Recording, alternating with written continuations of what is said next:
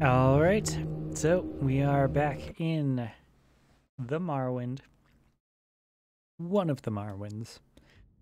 There's a few different winds, and this is just one of them. This is the Morrow one.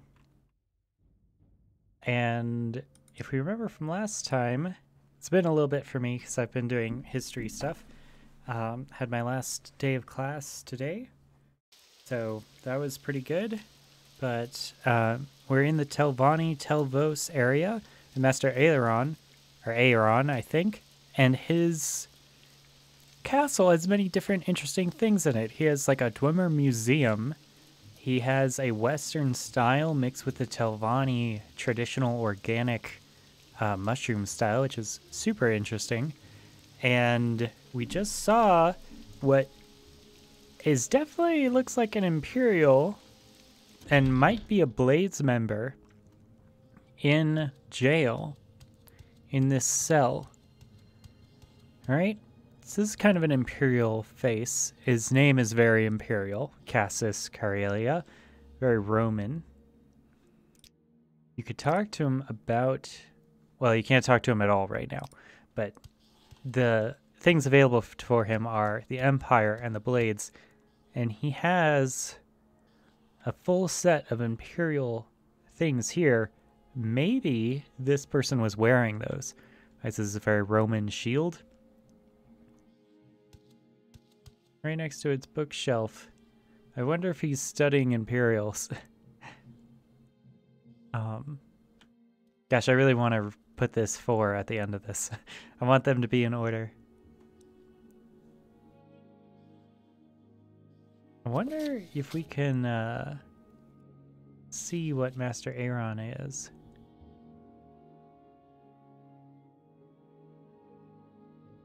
Most disconcerting for some potential candidates is House Telvanni's casual acceptance of murder and assassination of rivals as a means to advancement. I've been thinking about killing Mistress Threana.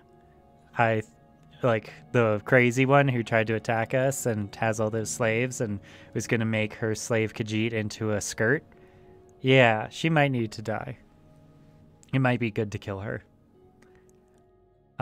If we can, of course.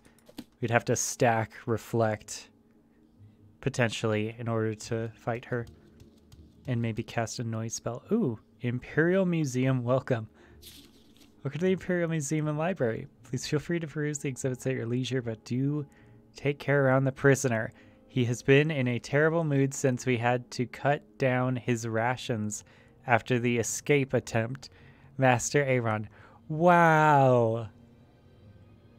Okay. So he's part of the exhibit. He's part of the Imperial Museum. Be careful around the prisoner. Okay. You know, his Imperial Museum and Library is not super big. I wonder if he just started it or if that was like his idea, like his eccentric idea. Let's see, so this is an Altmer in full Dwemer armor.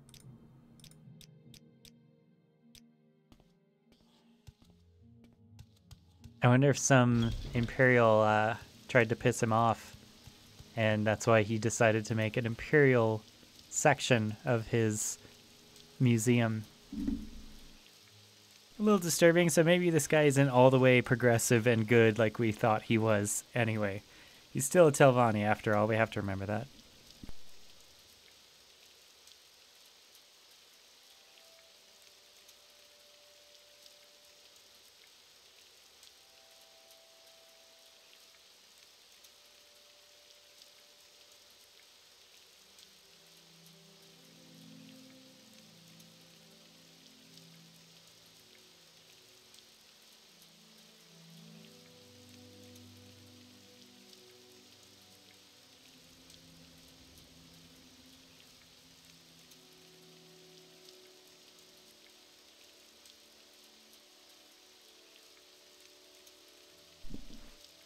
Okay, we're back. Sorry, I had to do some real life stuff. But, okay. Locked doors all over. Nice collection of potions, of course. Bit of standard fare for any of these Telvanni mages. Nice ectoplasm there. Got that fortified agility. Pretty nice. Invisibility on the bitter greens. Yeah, I'm glad that we got at least some knowledge of alchemy so we could identify what the effects are. Okay, looks to be a mage here.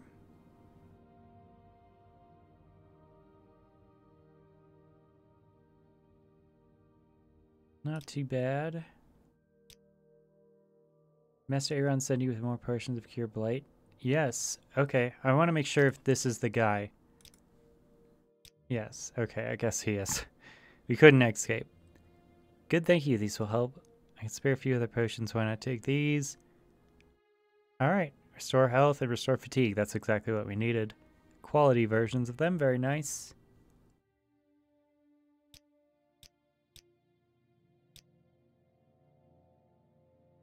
You want to speak with them, you must levitate up to the top of the tower, look for a door facing south. Wow, this guy is...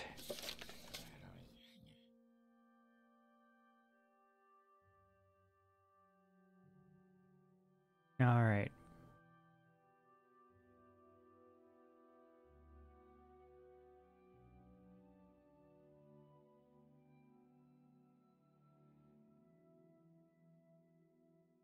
Information on the Neverine that the Spy Master wanted.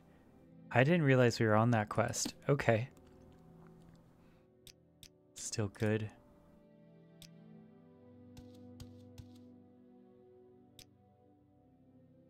Strong Reflect. Strong Burden. Thanks, Mercy. I don't really feel like we need that. We have a way to cure Blight for ourselves. Yeah, no thanks. The Vec and the Poet are the same thing. They're often referred to as the Poet Warrior, I suppose. Slow Fall. Does seem useful.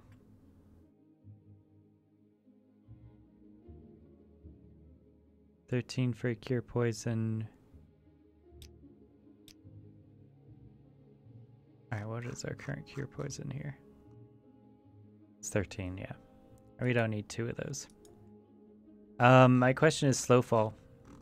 Do we have a Slow Fall? Because we might need one.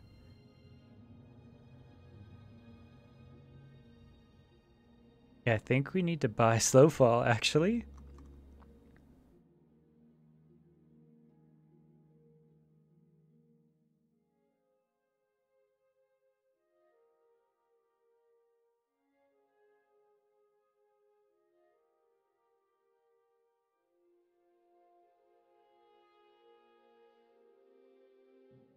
If it's cheaper than Levitate, then we'll buy it. Because Levitate can do the same thing, I suppose.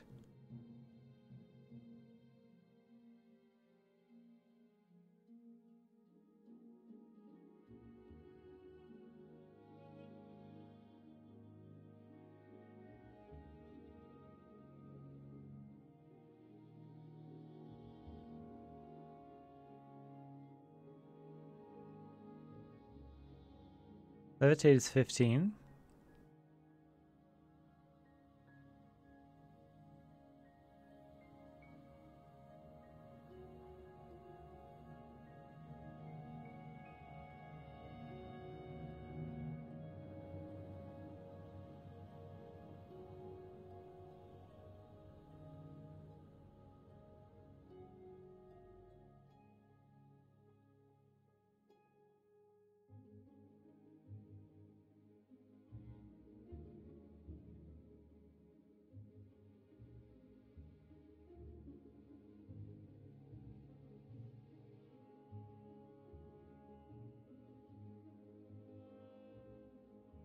Okay, I don't have Slow Fall.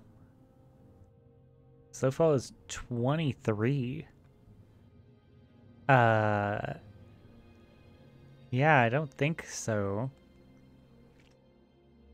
I guess we can make a Slow Fall for 1 second.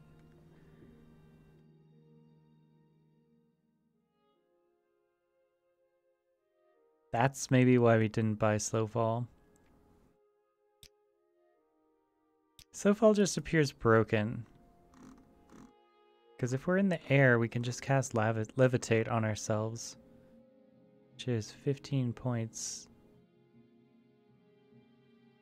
I mean, that's better. 15 Magicka. Yeah. I took a mod that changes what Slowfall as a percentage does.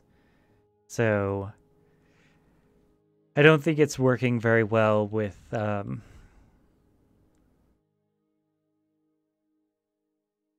don't know, with what this is. The strong reflect might be good. Generate. Having all the different types of cure seems nice.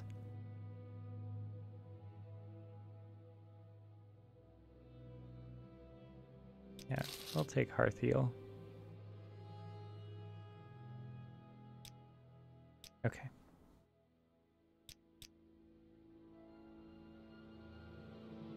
I have sworn solemn oaths to the College of Restoration to heal the afflicted and cure the diseased. I've also studied in both unarmed, unarmored martial skills of the Khajiit and the light armored and blunt weapon styles of the Imperial West, both for self-defense and for disabling or killing dangerous opponents. I sell spells, and I am a spellmaker who creates spells for your specifications. I could also teach you my skills for a fee. Nice. That seems really useful. I don't think he's a trainer for me. So maybe that part of the description is no longer true. So while we're here, let's just talk to Master Aaron. South side, huh? Alright, well, levitate it is. Gonna go ahead and save first after we did our quest, just in case we die. Everyone just keeps calling you Outlander.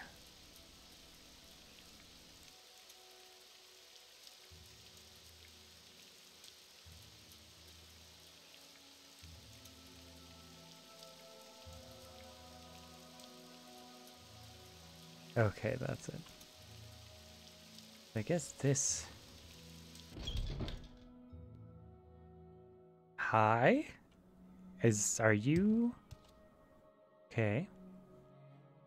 Telly's Tellion, the chief, Master Aaron's mercenary guard, providing the prosperity to Telvos and the village of Vos. My trade? From the looks of you, adventuring is your trade. If you're an adventurer, would you be interested in a little work?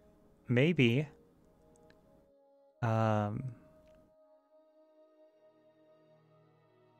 Served in legions, who knows how to run a garrison. I know how to fight. I know how to lead men. Master Aaron is a very original thinker, and I help him keep his feet on the ground. I'm trying to establish trade links with the Zanib. Master Aaron thinks that shared self-interest will make the Zanib more careful about offending Telvos. But dealing with the Zanib is tricky, requiring knowledge of the Ashlanders, a silver tongue, and sharp wits. I'll pay you 100 drakes to visit the Zanib camp and find out what goods the tribe would be interested in trading for. Will you take the job? I'll take the job. Alright. Determine the trade goods wanted by the Zanib. Report back.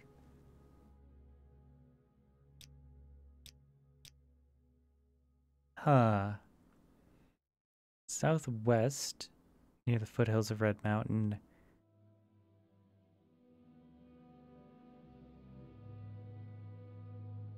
Southwest until you hit the grazelands, then you strike the foothills, then head south, keeping the foothills on your right. When you pass the Dwemer ruins of Nooch Cleft, on the western edge of the grazelands, you'll see an east-west roads. An Eve camp is 8 or 10 yurts on the east hills and the south of that road.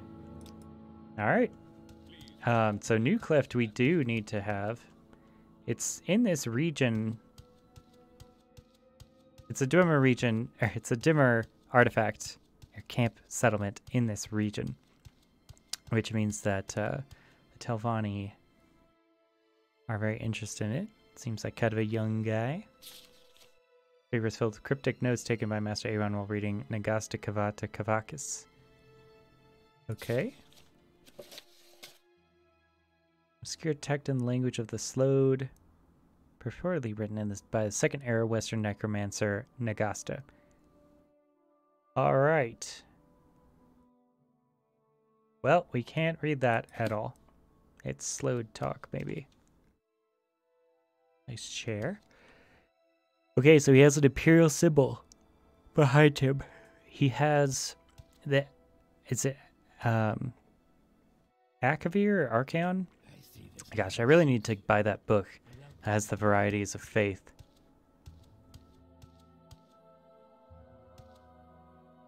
Pala Book 1 and Pala Book 2. So Pallas Athena is a one of the ancient names for Athena, the Greek goddess.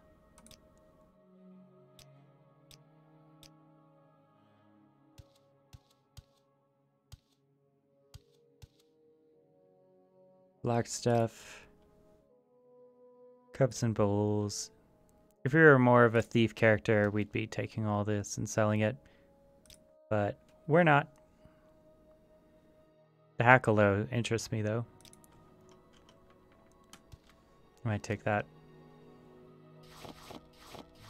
I mean, if we ever start to get involved with working for this guy... Ooh, a sapphire. Inexpensive. Oh, God! No! Okay. Alright, we pushed our luck too far.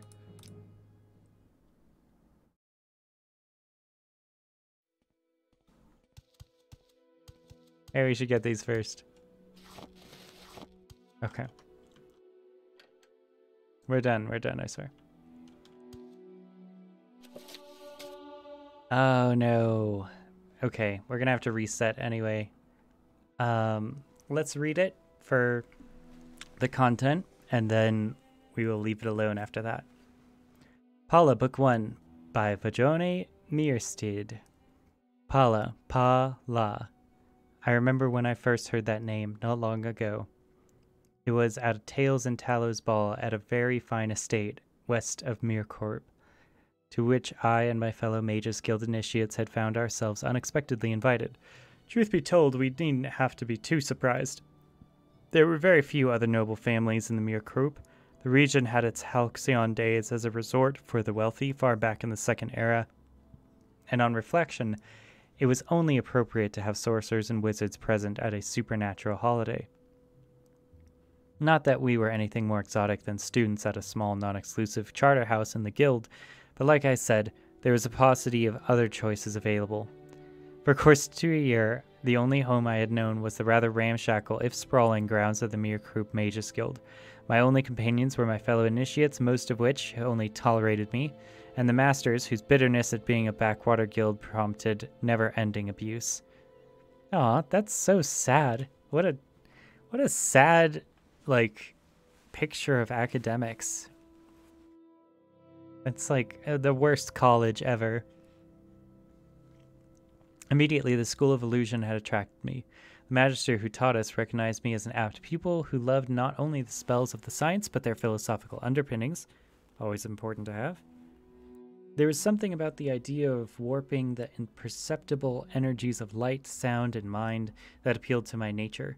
Not for me the flashy schools of destruction and alteration, the holy schools of restoration and conjuration, the practical schools of alchemy and enchantment, nor the chaotic school of mysticism. No, I was never so pleased as to take an ordinary object and by a little magic make it seem something other than what it was. It would have taken more imagination than I had to apply that philosophy to my monotonous life. After the morning's lessons, we were assigned the tasks before our evening classes. Mine had been to clean out the study of a recently deceased resident of the guild. Whoa.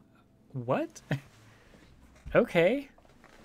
Someone died in the study, and it's your job to take them out. That's kind of a weird grad school project.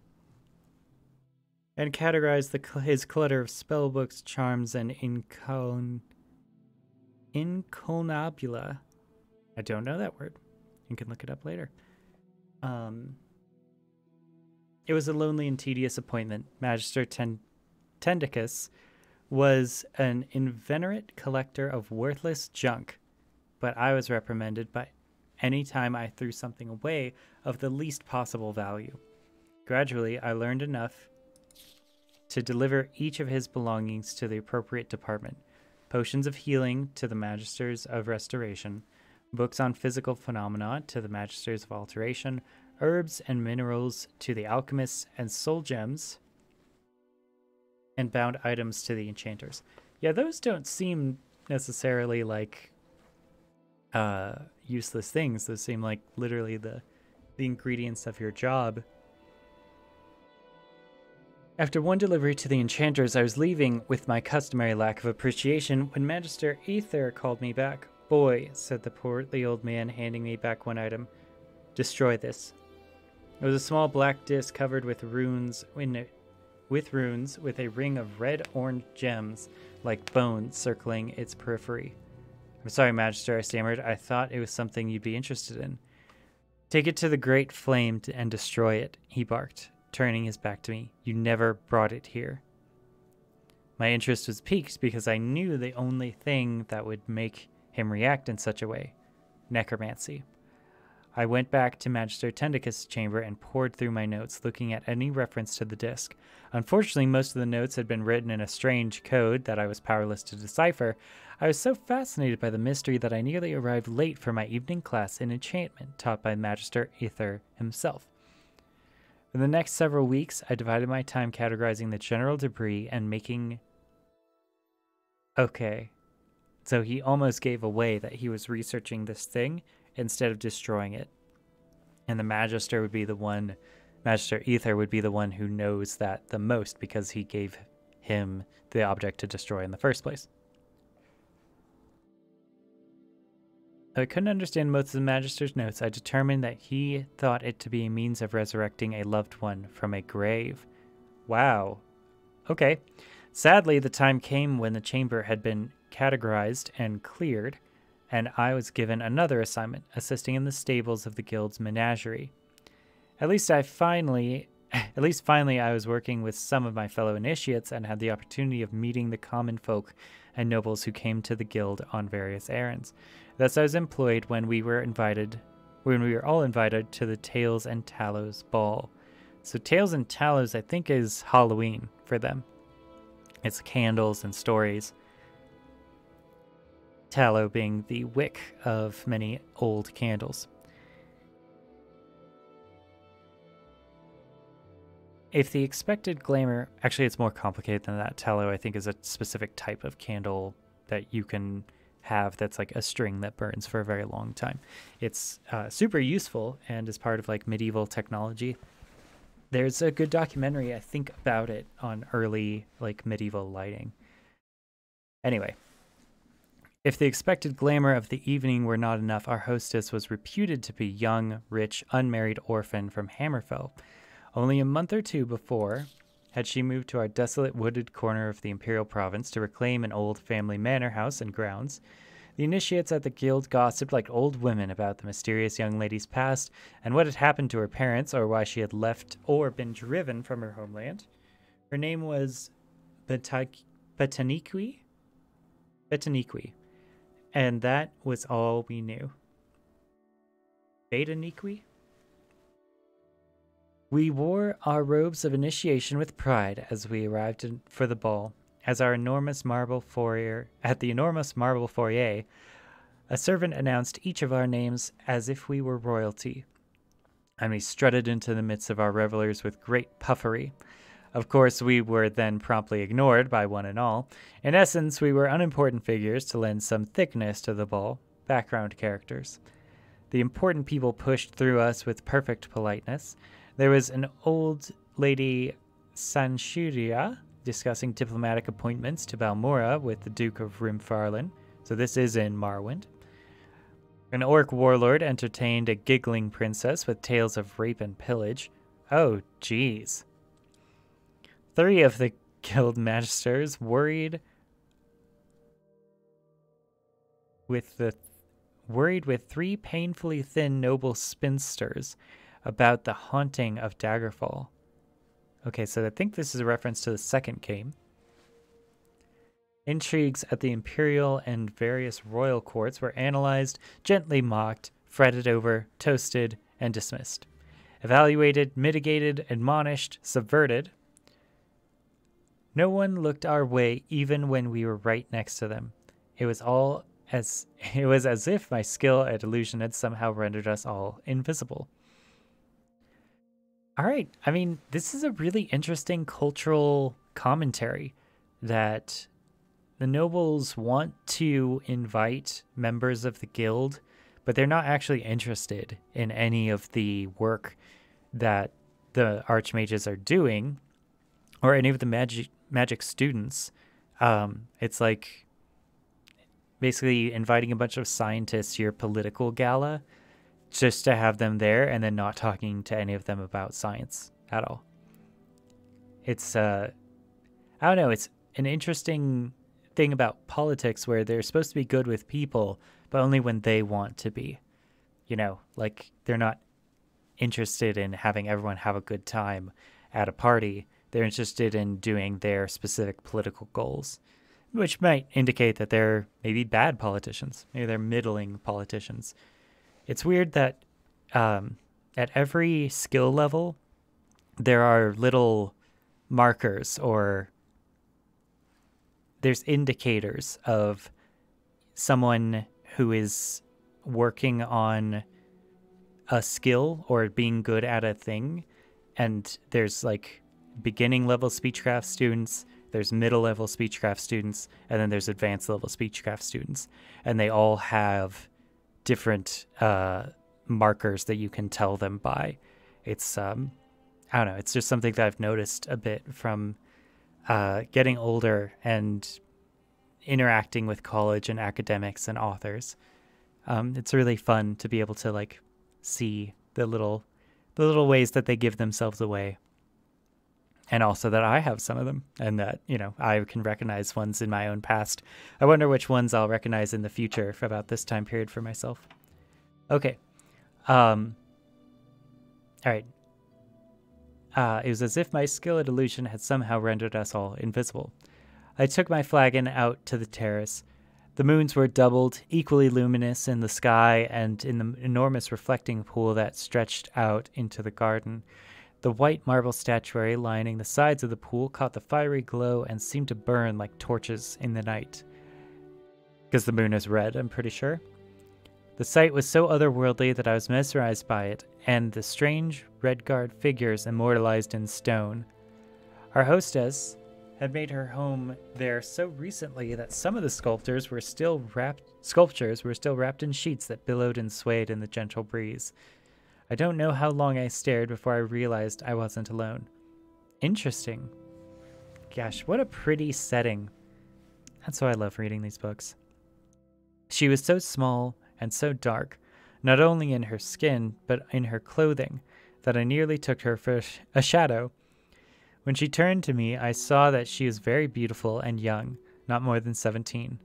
"Are you our hostess?" I finally asked. "Yes," she smiled, blushing, "but I'm ashamed to admit that I'm very bad at it. I should be inside with my new neighbors, but I think we have very little in common." It's been made abundantly clear that they hoped I have nothing in common with them either. I laughed. When I'm a little higher than an initiate in the Mages Guild, they might see me as more of an equal. "I don't understand the concept of equality in Cyrodiil yet," she frowned. "In my culture, you proved your worth, not just expected it. My parents both were great warriors, as I hope to be." Her eyes went out to the lawn, to the statues. "Do the sculptures represent your parents?" "That's my father, Perium, there," she said, gesturing to a life-size representation of a massively built man, unashamedly naked, gripping another warrior by the throat and preparing to decapitate him with an outstretched blade. Okay. So heroic nudity in sculpture has a long history. I don't know enough about art history to comment on it, but it's something that heroes are often naked. Unashamedly naked. It was clearly a realistic depiction. Perium's face was plain, even slightly ugly, with a low forehead, a mass of tangled hair, stubble on his cheeks. Oh, is stubble ugly? I like the stubble that I have on my cheeks. Okay. Even a slight gap between the teeth, which no sculptor would surely have invented except to do justice to his model's true idiosyncrasies. Yeah, he's a great warrior. He's going to decapitate that guy. And your mother, I asked, pointing to a nearby statue of a proud, rather squat warrior, woman in a mantella and scarf, holding a child. Oh no, she laughed. That was my uncle's old nurse. Mother's statue still has a sheet over it. I don't know what prompted me to insist that we unveil the statue that she pointed to. In all likelihood, it was nothing but fate and a selfish desire to continue the conversation. I was afraid that if I did not give her a project, she would feel the need to return to the party, and I would be alone again. Aw, he's a lonely illusionist student. That's so sad. Mood. This is my life. At first, she was reluctant. She did not yet make up her mind whether the statues would suffer in the wet, sometimes cold Cyrodiilic climate. Perhaps all should be covered, she reasoned. It may be that she was merely making conversation and was reluctant as I was to end the standoff and be that much closer to having to return to the party.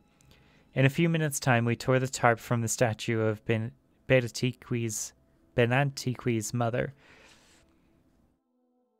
That is when my life changed forevermore. She was an untamed spirit of nature, screaming in a struggle with a misshapen, monstrous figure in black marble. Her gorgeous, long fingers were raking across the creature's face. The monster's talons gripped her right breast in a sort of caress that prefaces a mortal wound. Jesus. Its legs and hers wound around one another in a battle that was a dance. I felt annihilated. This lithe but formidable woman was beautiful beyond all superficial standards.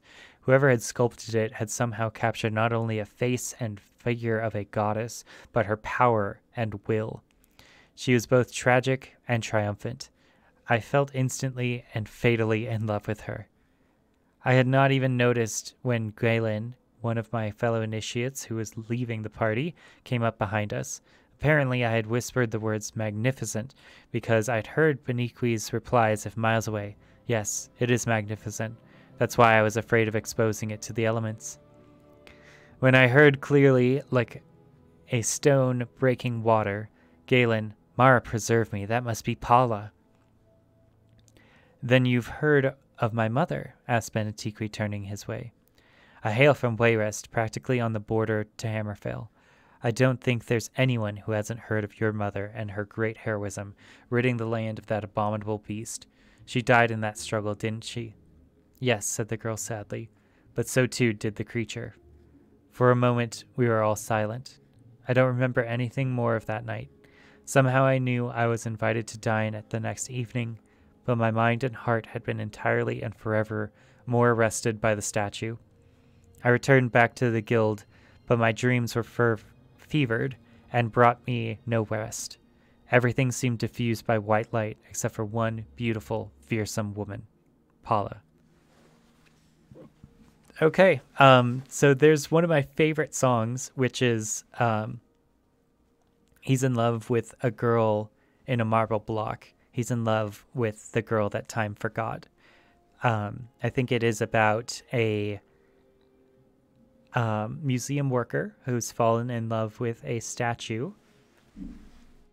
I don't know. I'm just a sucker for those things. I'm a sucker for stories about intellectualism. So yeah, it's amazing.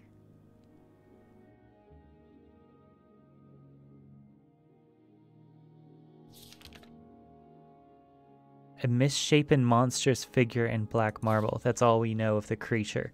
So, all right, there's a second book. We could read that. Interesting that Master Aaron has this here. Is it set in Morrowind? Is my question. Where's the location?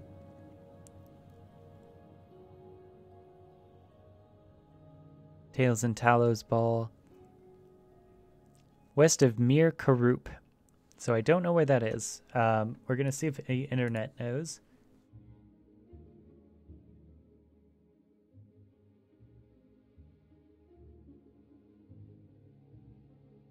Alright, Mir Krupp is a resort settlement located in the province of Cyrodiil during the Second Era. Okay, so she does say that she doesn't understand equality in Cyrodiil. So this is set in Cyrodiil.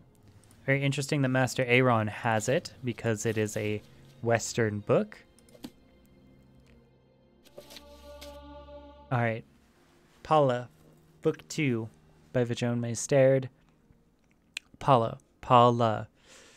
The name burned in my heart. I found myself whispering it in my studies, even when I tried to concentrate on something the Magister was saying. My lips would silently pursue the two voice, the pa, and my tongue lightly flicked to form the la, as if I were kissing her spirit before me. Okay, kind of a weird thing there, dude. A little forever alone here. It was madness in every way except that I knew that it was madness. I knew I was in love. I knew she was a noble Redguard woman, a fierce warrior more beautiful than the stars. Interesting that he's not interested in the daughter. He's interested in the mom, who was already married, by the way, and had a kid. I knew her young daughter, Benetiqui, had taken possession of a manor house near the guild, and that she liked me, perhaps was even infatuated. Ooh. Oh, really? She invited you to dinner twice. I knew Paula had fought a terrible beast and killed it. I knew Paula was dead.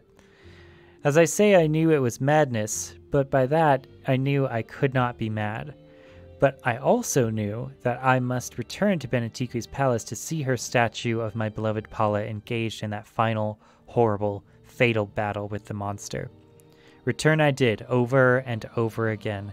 Had Benetiqui been a different sort of noblewoman, more comfortable with her peers, I would not have had so many opportunities. In her innocence, unaware of my sick obsession, she welcomed my company. Oh, this is so sad. This is a very tragic story. This is like, I don't know, like near misses of what things should be like this, I think is really good literature. I always enjoy kind of that one layer of things not quite working, where in a lesser story, he would just be in love with this girl and go over to her and be like, hey, I'm going to date you and love you because I like your mom or I respect your family or all these things. But instead, we have this sick obsession in the text. We would talk for hours, laughing, and every time we would take a walk to the reflecting pond where I would always stop breathless before the sculpture of her mother. It's a marvelous tradition you have, preserving these figures of your ancestors at their finest moments, I said, feeling her curious eyes on me, and the craftsmanship is without parallel. You wouldn't believe me, laughed the girl, but it was a bit of a scandal when my great-grandfather began the custom. We Redguards hold a great reverence for our families, but we are warriors, not artists. He hired a traveling artist to create the first statues, and everyone admired them until it was revealed that the artist was an elf, an Altmer from the Somerset Isle. Scandal! It was absolutely, Benetiqui nodded seriously. The idea that a pompous, wicked elf's hands had formed these figures of noble Redguard warriors was unthinkable, profane, irreverent, everything bad you can imagine. But my great-grandfather's heart was in the beauty of it, and his philosophy of using the best to honor the best passed down to us all. I would not have even considered having a lesser artist create the statues of my parents, even if it would have been more allegiant to my culture, right? Some more allegiance. So is it the same elf that's making all these statues, I wonder? They're all exquisite, I said. But you like the one of my mother most of all, she smiled. I see you look at it even when you seem to be looking at the others. It's my favorite also. Would you tell me more about her, I asked, trying to keep my voice light and conversational. She would have said she was nothing extraordinary, but she was, the girl said, picking a flower from the garden. Oh, girls picking flowers, that means they like you. My father died when I was quite young, and she had so many roles to fill, but she did them all effortlessly. We have a great many business interests, and she was brilliant at managing everything, certainly better than I am now. All it took was her smile, and everyone obeyed, and those that didn't paid dearly. I like that She's like, it took a smile and everyone obeyed, except for those who didn't obey. So in the same sentence, we know that that's not true. Not everyone obeyed. That those that didn't were, murdered potentially or physically intimidated. She was very witty and charming, but a formidable force when the need arose for her to fight. Speechcraft and fighting. It just goes to show, just because you're a fighter doesn't mean you can't take your skills and put them in other things, right? Even the thief tree, or like those skill sets that are under the sign of the thief, have kind of two sides to them. One is the stealth side, or the secret side, which is lockpick and sneak, but the other is mercantile and speechcraft and doing things out in the open and doing them well. That, I think, is one of the beautiful aspects of the duality of the thief, is that you get both. So the soft skills, which are still really important in the Elder Scrolls series of mercantile and speechcraft, are always one of my favorite things to just kind of lightly invest in with every one of my characters. And there's no reason that, your warrior can't put their extra points, instead of into magic or sneak, into speechcraft and mercantile, and be, very charming and persuasive. I still don't know personally, what the study of persuasion is or does for me. I feel like I've lost it since my early days of speech and debate, where I was very interested in learning the mechanics of persuasion and argument, but I feel like I've in many ways I've lost, or maybe I've gone beyond the rules of it, which kind of scares me, because my understanding is that there are no rules, not really. Everything is what you can get away with. Everything is what you can make work. And that is a very different feeling than setting up the 3-sentence paragraphs or the 4-sentence paragraph structure with topic sentences and make sure that you support your points adequately, and, making logical arguments that everyone can agree with, because many of the problems that I'm encountering in politics in the modern era is that people are not rational. People don't respond to logical arguments. People don't, that's not the way the world works. The world doesn't fit the thing that school keeps telling you is good and works. Those things in my life outside of school have shown me that they don't work. So, and in some ways I feel lost about that in terms of speechcraft and persuasion and oratory and, argumentative structure for speech and debate.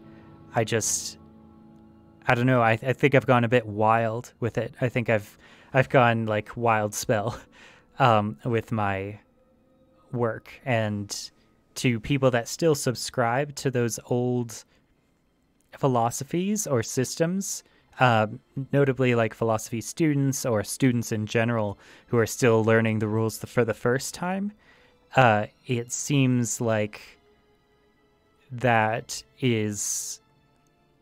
It seems like I've never studied them, or I don't know them, and maybe I've gotten rusty about them. But my understanding in many ways has just kind of looked for a different answer. And I'm scared that that's hurting my academic writing. I'm scared that it's hurting my academic speaking. Something I haven't talked about is this section. I'm only getting around to it in minute 44 of the Let's Play here is I play Morrowind. One of the reasons I play Morrowind is to practice speaking and to practice using my voice and my mouth and my words and my pronunciation and my vocabulary and stretching that skill set in preparation for what I kind of have always liked to do, which is talk, and people can criticize that, and you talk too much is a common criticism, but I believe in talking. I believe that words and conversation and expression is important. There's always the Spartan laconic phrasing versus the Athenian very verbose diplomacy, but I think that the way that someone uses their words is so much about their spirit and their voice and their life and like who they are as a person. And I want to be good at that. I want to be the best person that I can be. And the arts of speaking and persuasion and oratory, I think, is a clear... I want those arts to be clear for me. I want to be able to do what I want to do with words and with my voice. And it's something that I constantly punish myself about not being better at whenever I finish up a college course like the one I did yesterday, which is, largely discussion sections. And I'm constantly disappointed at myself for getting nervous and feeling stage fright and feeling that flush in my face whenever I speak about a controversial topic in a public setting amongst people that are going to be grading me. It's a very intricate dance with safety about whether you're actually safe to say the things that you think and believe if you know that someone is going to be grading you afterwards, and also that your peers may or may not support you for a wide variety of reasons. Some of them are political reasons. Some of them are that, in my case, that they may be much younger than I am and maybe not have been doing this for less time, or they might be better than me and still young, and I might be making mistakes that I rely on my peers to correct me for, and I need to take that criticism and those corrections in stride.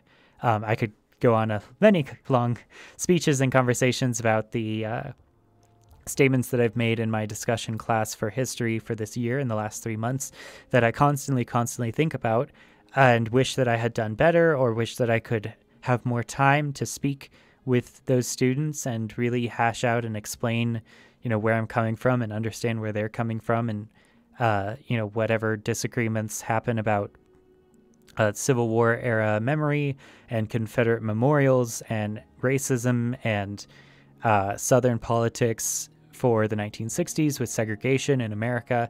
And all of these topics are so complex and huge that they take your whole life. You can devote your entire professional career to working through them and learning to speak about them more accurately.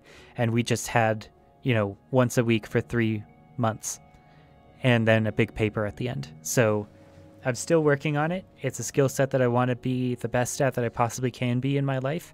And the way that I've found to do that is to make this video series in some way practicing, just taking ideas and thoughts that are in my head in a format that I used to be really, really nervous about. I used to get so afraid to record anything or to speak at all or to be on stream. And that thankfully has passed for me, which I think is a big marker of my growth.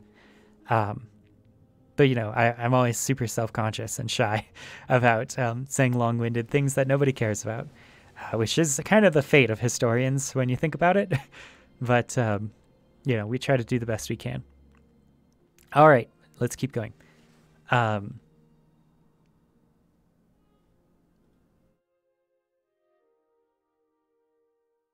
She was very witty and charming, but a formidable force when the need arose for her to fight. Hundreds of battles, but I can never remember a moment of feeling neglected or unloved. I literally thought she was too strong for death. Stupid, I know, but when she went to battle that horrible creature, that freak from the mad wizard's laboratory, I never even thought she would not return.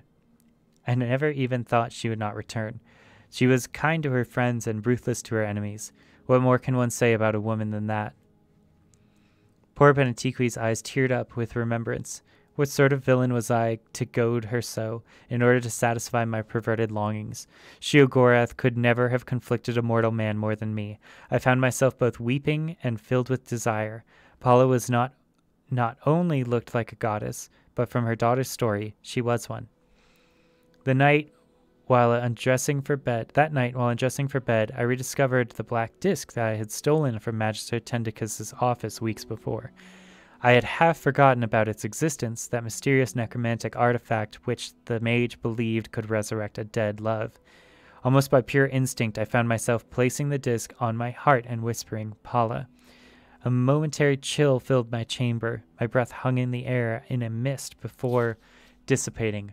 Frightened, I dropped the disc. It took a moment before my reason returned, and with it the inescapable conclusion: the artifact could fulfill my desire.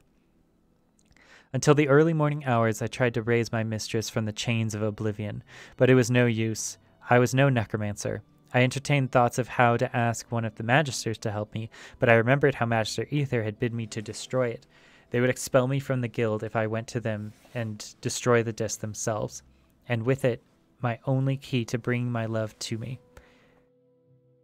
I was in my usual semi-torpid condition the next day in classes. Magister Ether himself was lecturing on his specialty, the School of Enchantment. He was a dull speaker with a monotone voice, but suddenly I felt as if every shadow had left the room, and I was in a place of light. Palace of light. Huh. Okay. I hope not to have a monotone voice. I hope I never get to be that kind of teacher, that kind of lecturer that just feels like checked out and dead. Maybe it's from rote memorization, or you're always using the same speech. Although if you have a good speech, it's very hard to change it. It's very hard to do the extra work twice again each new year. I hear that some professors have a rule where they always erase every single thing that they have every year and then always try to come up with new material. That was also George Carlin's secret, which he passed down to Louis C.K. before everyone found out how weird he was about sexuality. But yeah, it's something that I think about the actual amount of work that is required to be good is very tall. It's a lot of work. You have to constantly be reinventing yourself because that's accurate, because you are reinventing yourself every year that you're alive, and you need to just be aware of that, keep up with it, and it helps you be honest. Okay. Palace of Light. When most persons think of my particular science, they think of the process of invention, the infusing of charms and spells into objects, the creation of a magical blade, perhaps, or a ring. But the skilled enchanter is also a catalyst. The same mind that can create something new can also provoke greater power from something old. A ring that can generate warmth for a novice on the hand of such a talent can bake a forest black. The fat man chuckled. Not that I'm advocating that. Leave that for the School of Destruction. That week, all the initiates were asked to choose a field of specialization.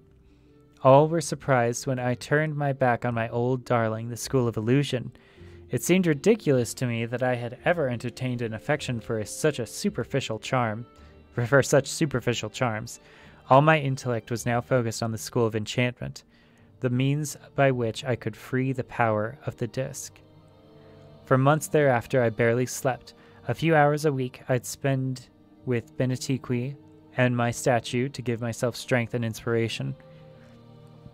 All the rest of my time was spent with my Magister Ether or his assistants, learning everything I could about enchantment.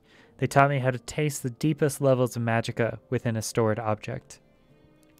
A simple spell cast once, no matter how skillfully and no matter how spectacularly, is ephemeral, of the present.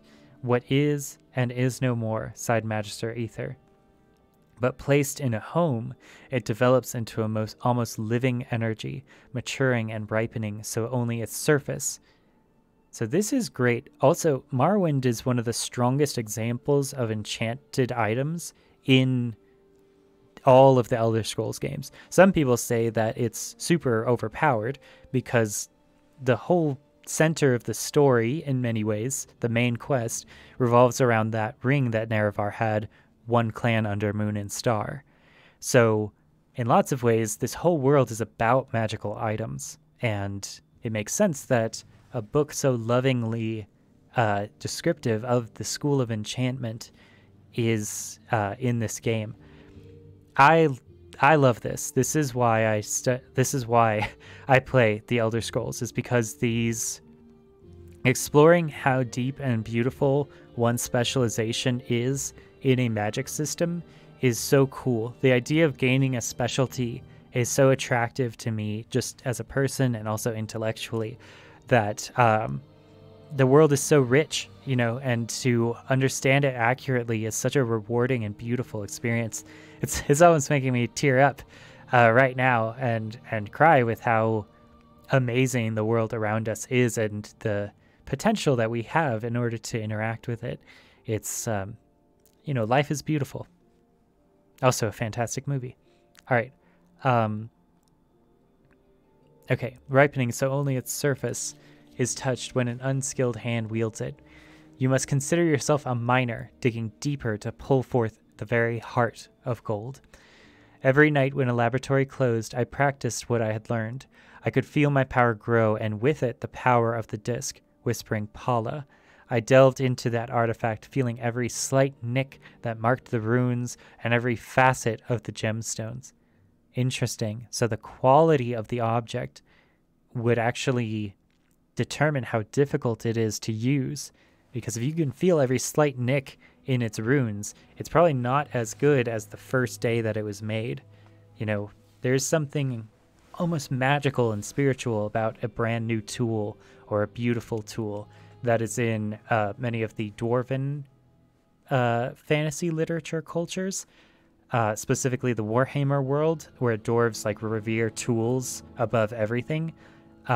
It's one of the things that one of my friends, who's a design specialist in engineering and computer science, often has about objects. It's also something you see in Japanese culture and Japanese literature, where a well-loved or well-used object develops its own spirit. It develops its own type of... oh, I'm blanking on the word for Japanese spirits right now.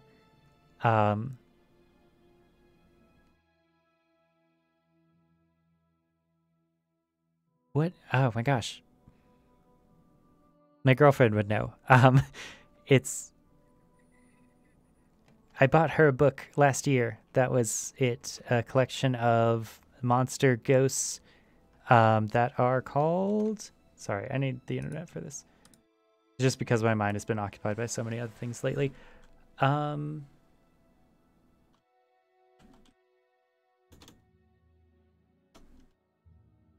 Yokai. Of course it's yokai.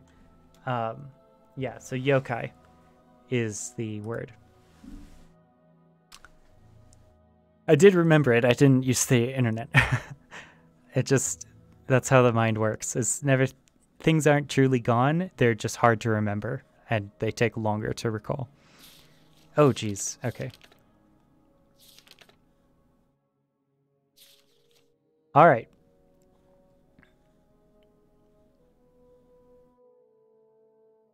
Yeah, also what he's doing to Benetiqui is really messed up. You know, like, if she likes him, this is just sad. I wonder, they don't talk about his race in here.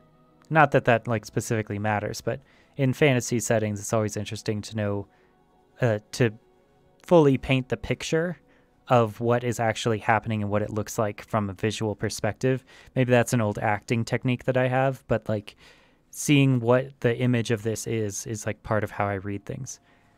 So having our main character have an unknown race is a little difficult.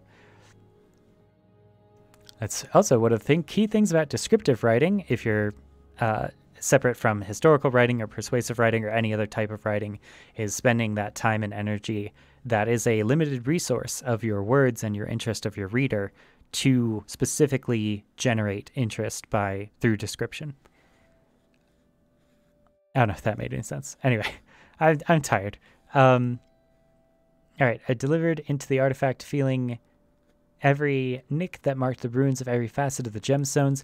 At times, I was so close to her, I felt hands touching mine, but something dark and bestial, the reality of death, I suppose, would always break across the dawning of my dream. With it came an overwhelming, rotting odor, which the initiates in the chambers next to mine began to complain about.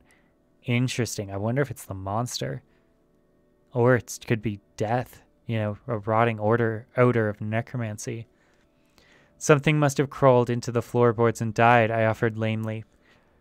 Magister Ither praised my scholarship and allowed me the use of his laboratory after hours to further my studies. Yet no matter what I learned, Paula seemed scarcely closer. One night, it all ended. I was swaying in a deep ecstasy, moaning her name, the disc bruising my chest. Oh, jeez. When a sudden lightning flash through the window broke my concentration. A tempest of furious rain roared over Mere Krupp. I went to close the shutters, and when I returned to my table, I found that the disc had shattered. Oh, wow. Did he start the rain? And the lightning? I broke into hysterical sobs and then laughter. It was too much for my fragile mind to bear, such a loss after so much time and study. The next day and the day after I spent in my bed, burning with a fever. Okay, so he was sick, or did he make himself sick? The connection between emotional states and physical symptoms is always extremely interesting, and it's something I got to study a little bit in my medical school, that you can actually make yourself sick by thinking that you're sick, or psychosomatic symptoms are something that we always have to look out for, like grief and depression, and namely when someone dies, which I'm sure that this person's psychology is accurately reading that someone has died for him, someone that he wanted to be close to, almost a second death, can actually make you sick. I've deliberately felt that myself with people that have died who are close to me, is that you do stay in bed. You do, the grieving process is something that cultural anthropologists study in great detail all over the world, and there are notable similarities, and as well as cultural techniques and practices and traditions that help people get through the universality of grief and death as part of the human experience. And of course, the story is about an orphan, and an academic. It interacts with death. So studies of cultural anthropology grieving practices are always important to keep in mind when we interact with death. All right. Had I not been a mage's guild with so many healers, I likely would have died. As it was, I provided an excellent study for the budding young scholars. Wow. I think this is a typo. Had I not been in a mage's guild with so many healers, I likely would have died. As it was, I provided an excellent study for the budding young scholars. When at last I was well enough to walk, I went to visit Benetiqui. She was charming as always, never once commenting on my appearance, which must have been ghastly. Finally, I gave her reason to worry when I politely but firmly declined to walk with her along the reflecting pool. "But you love looking at the statuary," she exclaimed. I felt that I owed her the truth, and much more. "Dear lady, I love more than the sanctuary. I love your mother. She is all I've been able to think about for months now. Ever since you and I first removed the tarp from that blessed sculpture, I don't know what you think of me now, but I have been obsessed with learning how to bring her back from the dead." Benetiqui stared at me, eyes wide. Finally she spoke. "I think you need to leave now. I don't know if this is a terrible jest. Believe me, I wish it were. You see, I failed. I don't know why. It could not have been that my love wasn't strong enough, because no man had a stronger love. Wow, saying that to her right in front of her dad's statue as well. Perhaps my skills as an enchanter are not masterful, but it wasn't from lack of study. I could feel my voice rise and knew I was beginning to rant, but I could not hold back. Perhaps the fault lay in that your mother never met me, but I think that only the caster's love is taken into account in the necromantic spell. I don't know what it was. Maybe that horrible creature, the monster that killed her, cast some sort of curse on her with its dying breath. I failed, and I don't know why." With a surprising burst of speed and strength for so small a lady, Benetiqui shoved herself against me. She screamed, "Get out!" and I fled out the door. Before she slammed the door shut, I offered my pathetic apologies. "I'm so sorry, Benetiqui, but consider that I wanted to bring your mother back to you.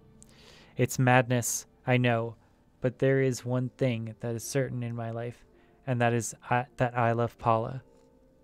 The door was nearly shut, but the girl opened it a crack and asked tremulously, "You love whom?" "Paula," I cried to the gods. "My mother," she whispered angrily, "was named Zarlius. Paula was the monster." Oh my god.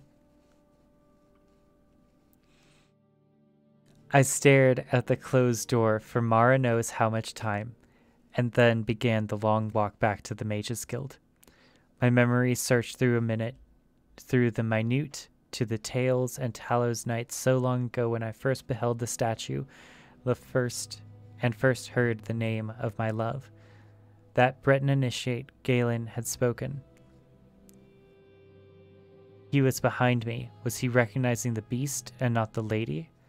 I turned the lonely bend that intersected with the outskirts of the mere cope, and a large shadow rose from the ground where it had been sitting, waiting for me. "Paula," I groaned. "Paula." "Kiss me," it howled. And that brings my story up to the present moment. Love is red, like blood. Oh, wow. That's so good. What a good story. I'm so happy with that. Okay. It's getting to an hour now, so we have to stop. What a tragic flaw of misunderstanding. I love farces, even tragic farces. Oh, I guess what I should say is I love stories of mistakes. A farce I don't think can be tragic. I think it exclusively denotes a comedy. But let's go back and look at what this means.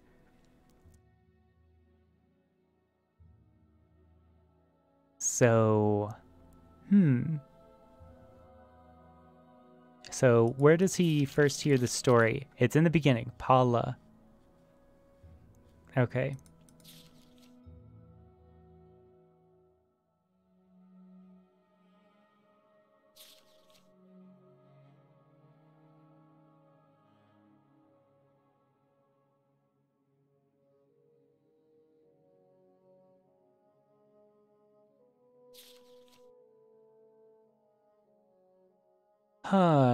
Okay.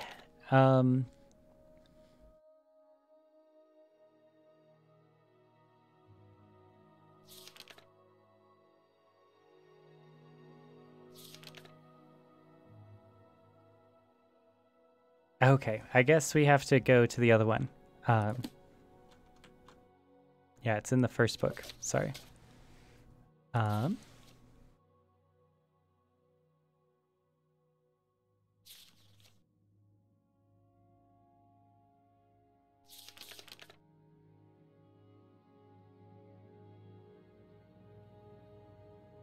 Okay, so we know that it was during this thing. The interesting dreamlike quality of this whole writing is so nice. I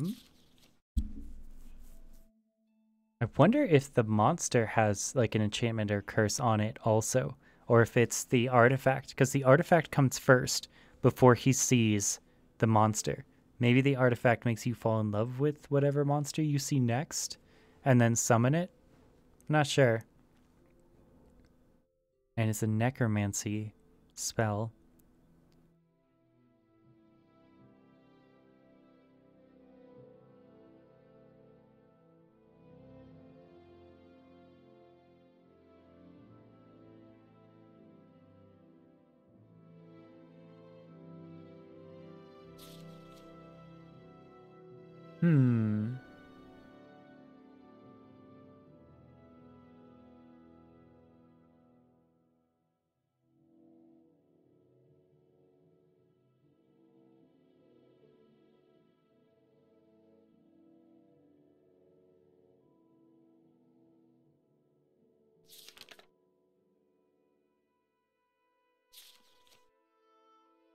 Long fingers were raking across the creature's face. Somehow captured not only a face and figure of a goddess, but the power and will. Tragic and triumphant, I instantly and fatally in love with her. Galen, one of my fellow initiates who was leaving the party, came up behind us. Apparently, I had whispered the word magnificent. Yes, it is. That's why I was afraid of exposing it to the elements. Then I heard clearly, like a stone breaking water, Galen, Mar preserve me. That must be Paula. Then you heard of my mother. Okay. So this is... Yeah. So he says the monster's name, and then she says, then you heard of my mother, and that's where the mistake happens. I hail from Wayrest, practically on the border of Hammerfell. I don't think there's anyone who hasn't heard of your mother and her great heroism ridding the land of that abominable beast. She died in that struggle, didn't she? Okay, so yeah, interpretation and assumption is the...